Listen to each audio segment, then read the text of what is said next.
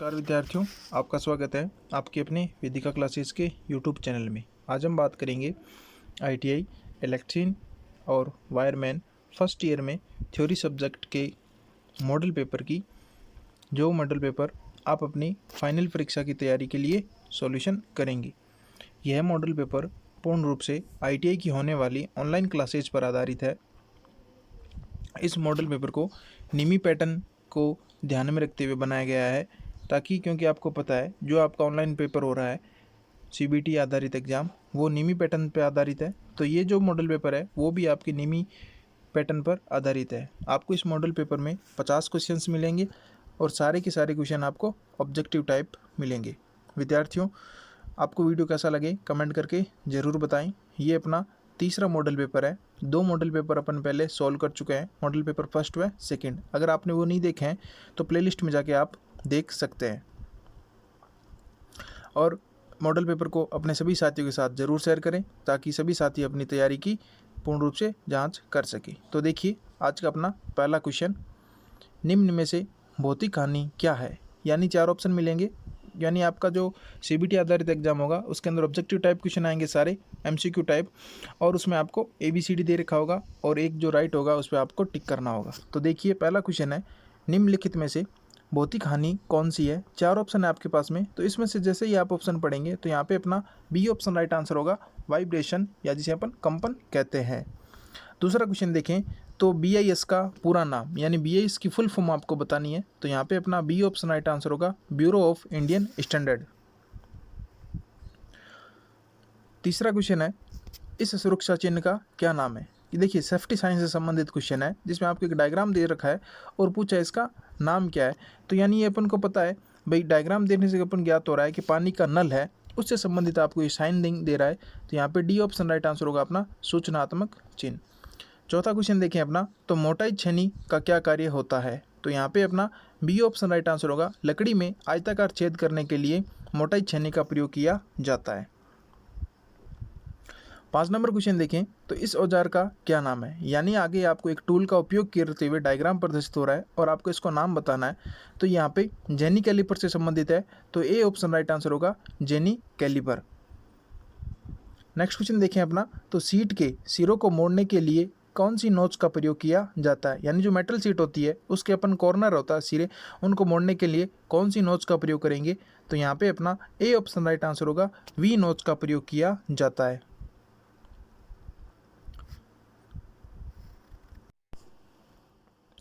Next question देखें अपना 7 number, तो देखिए SWG से तार का आकार मापने की प्रयास होती है। यानी SWG यानी जो अपना स्टैंडर्ड वायर गेज होता है। यानी अगर देखिए इससे 2 क्वेश्चन क्लियर हो जाएंगे। एक SWG की फुल फॉर्म यानी स्टैंडर्ड वायर गेज, अब उसकी प्रयास पूछिए यानी अधिकतम वो कितने माप तक के वायर का साइज नाप सकता है। तो इसमें डी ऑप्शन राइट आंसर होगा, 0 से 36। देखिए 8वां नंबर क्वेश्चन देखिए अपना, तो नियॉन लैंप में विद्युत धारा का प्रभाव क्या होता है। तो इसमें अपना ए ऑप्शन राइट आंसर होगा, हीटिंग इफेक्ट देखने को मिलेगा। यानी नियॉन लैंप क्या होगा, प्रकाश के साथ साथ में आपको क्या देगा, ऊष्मा भी देता है। नेक्स्ट क्वेश्चन देखें अपना, भूमिगत केबल में कौन सा भाग धात्विक कवच को शरण से बचाता है। यानी भूमिगत केबल की संरचना अपन ने पढ़ी है, तो उसमें उसकी संरचना में अपन ने देखा उसमें अलग अलग प्रकार की परत पाई जाती है। ठीक है, तो इसमें जो अपना धात्विक कवच होता है उसको शरण से कौन बचाएगा। तो इसमें अपना बी ऑप्शन राइट आंसर होगा, बेडिंग। नेक्स्ट क्वेश्चन देखें अपना 10 नंबर, तो भूमिगत केबल में किस प्रकार के दोष को ज्ञात किया जाता है। तो यहाँ पे अपना भूमिगत केबल में अगर कोई दोष है तो अपन उसको कैसे ज्ञात करेंगे।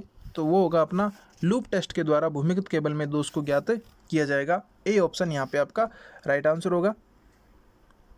नेक्स्ट क्वेश्चन देखें अपना, 16 एम्पियर केबल की धारा क्षमता क्या है यदि अधिक अतिरिक्त धारा सुरक्षा द्वारा संरक्षित है।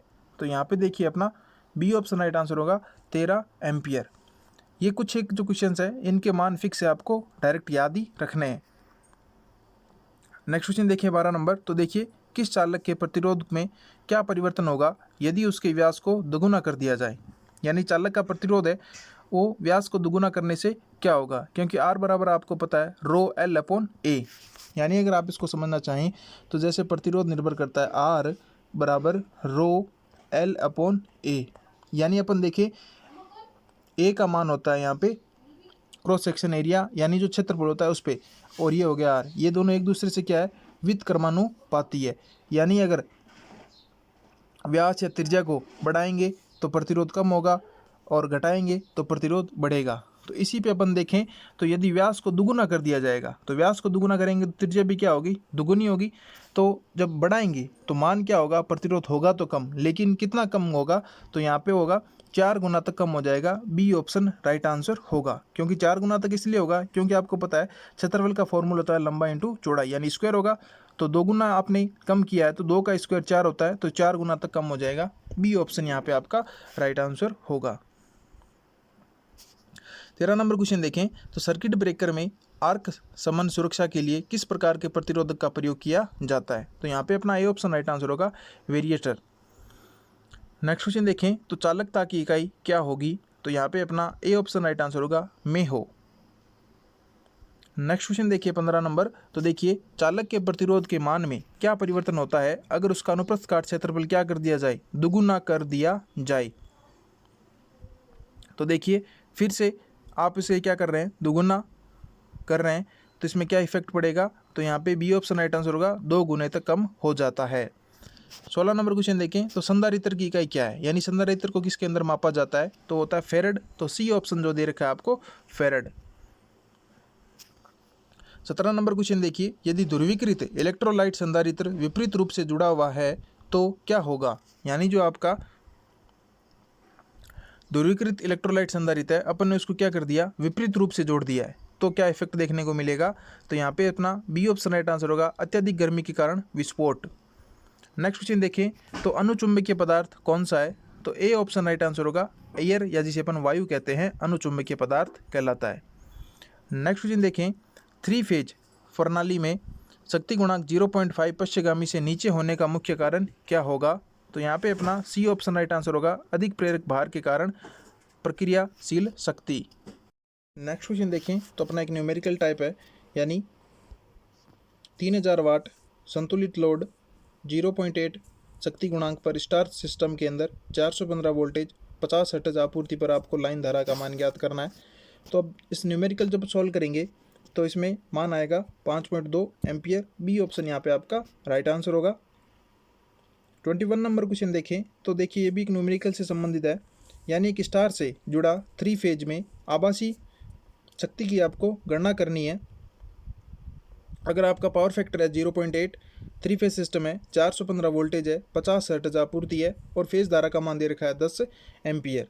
जिसमें अपना डी ऑप्शन राइट आंसर होगा, 7.188 kVA। 22 नंबर क्वेश्चन देखें तो धारा व वोल्टेज के मध्य कौन सा संबंध दर्शाया जा रहा है। यानी देखिए आपको डायग्राम के अंदर प्रदर्शित हो रहा है 2 प्रकार की रेखाओं से, अगर आप समझना चाहें तो देखिए इसमें, यानी ब्लैक कलर वोल्टेज के लिए और नीला कलर धारा के लिए प्रयोग किया गया है, और दोनों ही एक क्रम में चल रहे हैं, यानी एक ही साथ बढ़ रहे हैं और एक ही साथ घट रहे हैं। और जब नेगेटिव में भी जा रहे हैं तो दोनों का मान साथ साथ में बढ़ रहा है, घट रहा है। तो यहाँ पे देखिए दोनों साथ साथ में कार्य कर रहे हैं। तो बी ऑप्शन राइट आंसर होगा, current and voltage are in phase equal, यानी एक ही फेज के साथ कार्य करेंगे इन फेज के अंदर। तो यहाँ पे अपना ए ऑप्शन यहाँ इसका राइट आंसर होगा। 23 नंबर क्वेश्चन देखिए, विद्युत अपघट्य के दौरान एकत्रित द्रव्यमान की गणना करने के लिए कौन से फॉर्मूले का प्रयोग किया जाएगा, एम मास। तो यहाँ पे अपना बी ऑप्शन राइट आंसर होगा, एम बराबर ZIT ग्राम। 24 नंबर क्वेश्चन देखें तो डिजिटल घड़ियों में सामान्य रूप से कौन से सेल का प्रयोग किया जाता है। तो इसमें अपना सी ऑप्शन राइट आंसर होगा, मरकरी सेल का प्रयोग किया जाएगा। 25 नंबर क्वेश्चन देखें तो कौन सी विधि में बैटरी को कम धारा पर लंबे समय तक आवेशित किया जाता है। तो इसमें अपना ट्रिकल आवेशन विधि, यानी जो बी ऑप्शन में दे रखी है, ट्रिकल आवेशन विधि का प्रयोग किया जाता है। 26 नंबर क्वेश्चन देखें तो शुष्क सेल में धनात्मक इलेक्ट्रोड के रूप में क्या प्रयोग किया जाता है। तो यहाँ पे अपना बी ऑप्शन राइट आंसर होगा, कार्बन का प्रयोग किया जाता है। 27 नंबर देखें तो जो आपका पेंडेड होल्डर संयोजन होता है के अंदर अंडरराइट गांठ का क्या उद्देश्य होगा। पेंडेड का मतलब देखो मैं आपको अपनी सरल भाषा में बताएं, जो लटकने वाला होल्डर होता है डायरेक्ट अबर अपन अस्थायी रूप से जिसका प्रयोग करते हैं आवश्यकता के लिए, तो उसके अंदर जो अपन वायर का जब संयोजन करने के बाद अंदर गांठ लगाई जाती है तो उसका क्या उद्देश्य होगा, तो इसमें अपना डी ऑप्शन राइट आंसर होगा, सामान के टर्मिनलों में तनाव को कम करने के लिए। 28 नंबर क्वेश्चन देखें तो आरेख का क्या नाम है, यानी अपन को एक डायग्राम प्रदर्शित हो रहा है और इस डायग्राम का नाम आपको बताना है, भाई स्थापना है, लेआउट है, वायरिंग है या परिपथ आरेख है। तो इसमें अपना डी ऑप्शन राइट आंसर होगा, सर्किट डायग्राम। नेक्स्ट क्वेश्चन देखें तो बहुमंजिला इमारत के लिए कौन सी प्रणाली का प्रयोग किया जाता है, यानी जो बहुमंजिला इमारत हो तो इसमें तारों को या वायरिंग करने के लिए अपन कौन से सिस्टम का प्रयोग करते हैं। तो इसमें देखिए डी यानी ट्री प्रणाली का प्रयोग क्यों किया जाता है, यानी बहुमंजिला इमारत के लिए ट्री प्रणाली सबसे उपयुक्त है क्यों, यानी सब अगर देखो क्वेश्चन ऐसा बन सकता है कौन सी प्रणाली का प्रयोग किया जाए, तब तो अपना आंसर होगा ट्री प्रणाली का प्रयोग किया जाएगा। अब ट्री प्रणाली क्यों उपयुक्त है ये भी आपको, तो इसमें अपना है ट्री प्रणाली क्यों उपयुक्त है, तो इसमें अपना डी ऑप्शन राइट आंसर होगा, कई फ्यूजों के साथ दोष ढूंढने में सरलता। यानी ट्री प्रणाली का देखिए संरचना अगर आप सुनना चाहें तो कहने का मतलब ये होगा, यानी आगे वाली मेन लाइन एक होगी और इस लाइन को अपन अलग अलग शाखाओं के रूप में इस तरीके से बांट दिया जाता है, यानी जितने रूम है उन सब के लिए क्या कर दी जाती है, अलग अलग फ्यूज या आजकल वर्तमान के अंदर MCBs का प्रयोग किया जाता है, तो उसको लगा दिया जाता है जिससे होने वाले फॉल्ट को ढूंढने में आसानी रहेगी। नेक्स्ट क्वेश्चन देखें अपना, तो सुरक्षित ठंडा मोड़ने के लिए PVC नली का अधिकतम आकार क्या होगा, तो इसमें अपना सी ऑप्शन राइट आंसर होगा 25 mm। नेक्स्ट क्वेश्चन देखें अपन, तो देखिए श्रृंखला यानी L श्रृंखला सीरीज MCB के साथ कौन से विद्युत उपकरण प्रदान किए जाते हैं, तो इसमें अपना ए ऑप्शन राइट आंसर होगा, जनरल लाइटिंग। नेक्स्ट क्वेश्चन देखें, सर्किट ब्रेकर का कार्य क्या है, तो सर्किट ब्रेकर आपने देखा होगा लगा होता है, तो उसका क्या कार्य होगा, इसमें मतलब होता है असामान्य स्थिति में स्वचालित रूप से तोड़ना, तो यहाँ पे अपना सी ऑप्शन राइट आंसर होगा, यानी सर्किट ब्रेकर यानी अपने घरों के अंदर सर्किट ब्रेकर का यूज़ किया जाता है ताकि अनावश्यक क्रियाओं की वजह से होने वाली फॉल्ट को बचाया जा सके। नेक्स्ट क्वेश्चन देखें 33 नंबर, तो देखिए उचित कार्य और बुनियादी सुरक्षा के लिए कौन से कुचालक आवश्यक है, तो यहाँ पे अपना बी ऑप्शन राइट आंसर होगा, कार्यात्मक कुचालक। 34 नंबर क्वेश्चन देखें, तो अर्थ प्रतिरोध परीक्षक का प्रयोग करके अर्थ के प्रतिरोध को मापने के लिए AC की आवश्यकता क्यों है, तो यहाँ पे अपना डी ऑप्शन राइट आंसर होगा, विद्युत अपघट्य विद्युत वाहक बल को हटाने के लिए। नेक्स्ट क्वेश्चन देखें अपन, तो मेगर का प्रयोग करके क्या परीक्षण किया जाता है, यानी देखिए मेगर का प्रयोग करके अपन कौन सा टेस्ट करते हैं, तो इसमें अपना बी ऑप्शन राइट आंसर होगा, कुचालक प्रतिरोध परीक्षण। नेक्स्ट क्वेश्चन देखें, तो पृथ्वी प्रतिरोध परीक्षक में ओम मीटर सुई के विक्षेप किसके अनुपातिक है, तो यहाँ पे अपना बी ऑप्शन राइट आंसर होगा, विभव कुंडली में धारा के रूप में। 37 नंबर क्वेश्चन देखें, तो चमकदार दक्षता की इकाई क्या है, यानी जो ल्यूमिनेस होता है उसकी, तो इसमें अपना डी ऑप्शन राइट आंसर होगा, ल्यूमेन वाट। नेक्स्ट क्वेश्चन देखें, गुरुत्वाकर्षण नियंत्रण के साथ प्रदान किए गए उपकरण का प्रयोग करने की स्थिति कौन सी है, यानी जो गुरुत्वाकर्षण होता है उसको नियंत्रण करने के साथ उपकरण प्रदान करने की विधि, तो यहाँ पे अपना बी ऑप्शन राइट आंसर होगा, वर्टिकल पोजीशन। नेक्स्ट क्वेश्चन देखें अपन, मापने वाले उपकरणों में नियंत्रण स्प्रिंग बनाने के लिए किस सामग्री का प्रयोग किया जाता है, तो यहाँ पे अपना डी ऑप्शन राइट आंसर होगा, फास्फर ब्रोंज का प्रयोग किया जाता है। नेक्स्ट क्वेश्चन देखें, उदासीन संयोजक किस प्रकार के ऊर्जा मीटर के साथ काम करते हैं, तो यहाँ पे अपना सी ऑप्शन राइट आंसर होगा, single phase single element.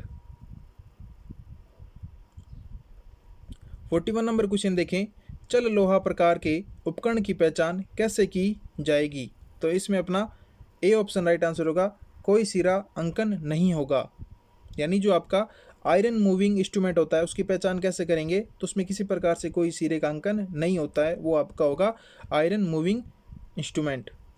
42 number question देखें, तो माइक्रोवेव ओवन में रीस्टार मोटर का क्या कार्य है,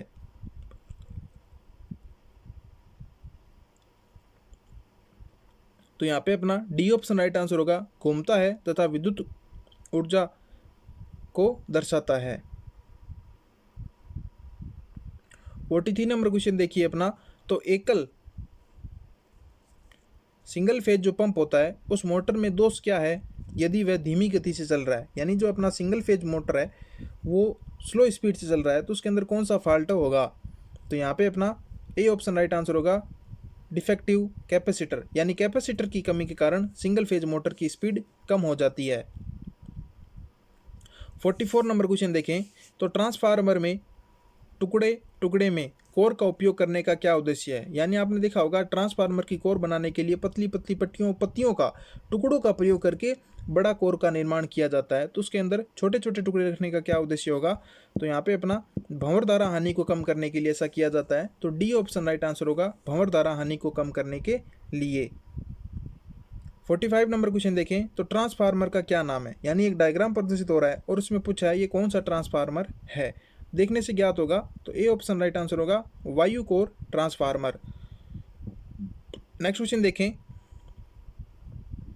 वितरण ट्रांसफार्मर सामान्य रूप से डेल्टा में प्राथमिक तथा स्टार में द्वितीयक रूप से क्यों जोड़ा जाए।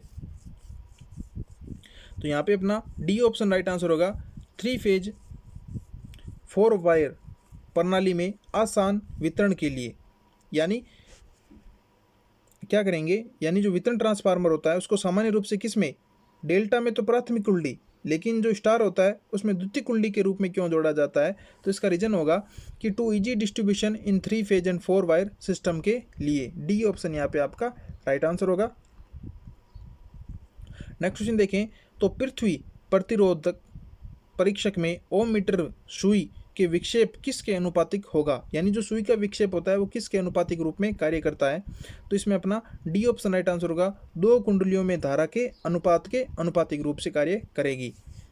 नेक्स्ट क्वेश्चन देखें 48 नंबर, तो एमबी प्रकार के उच्च दाब पारा वाष्प लैंप किस स्थिति में संचालित किया जाता है। यानी जो high pressure mercury vapour lamp होता है उसका ऑपरेशन किस स्थिति में करते हैं। यानी अपन उसको वर्टिकल, हॉरिजेंटल। तो इसमें अपना डी ऑप्शन राइट आंसर होगा, एनी पोजीशन, यानी अपन उसको कैसे भी लगा सकते हैं। 49 नंबर क्वेश्चन देखें, तो देखिए वितरक लाइन में यानी जो डिस्ट्रीब्यूशन लाइन के लिए कौन सा कंडक्टर का प्रयोग किया जाता है। तो यहाँ पे अपना सी ऑप्शन राइट आंसर होगा, बेयर कंडक्टर्स।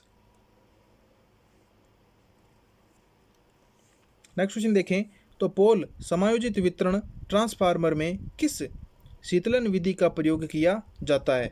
तो यहाँ पे अपना डी ऑप्शन राइट आंसर होगा, oil natural and air natural का प्रयोग किया जाएगा। यानी जो पोल समायोजित वितरण ट्रांसफार्मर होता है उसके अंदर जो कूलिंग मेथड होगा वो होगा आपका तेल प्राकृतिक और हवा प्राकृतिक मेथड का प्रयोग करके उसको कूलिंग किया जाएगा। ये था अपना तीसरा मॉडल पेपर जिसमें अपन ने पूरे 50 क्वेश्चन किए। विद्यार्थियों, आपको क्वेश्चंस का जो लेवल कैसा लगा कमेंट करके ज़रूर बताएं। अगर किसी क्वेश्चन में कोई त्रुटि हो आपको लगे तो आप हमें कमेंट करके ज़रूर बताइएगा, आपका उसका कन्फ्यूज़न दूर किया जाएगा। आपको वीडियो कैसा लगा कमेंट करके ज़रूर बताएं। वीडियो को ज़्यादा से ज़्यादा अपने दोस्तों के साथ शेयर करें। आप अगर चैनल पर नए हैं चैनल को सब्सक्राइब कीजिए, ज़्यादा से ज़्यादा अपने दोस्तों के साथ शेयर कीजिए। धन्यवाद।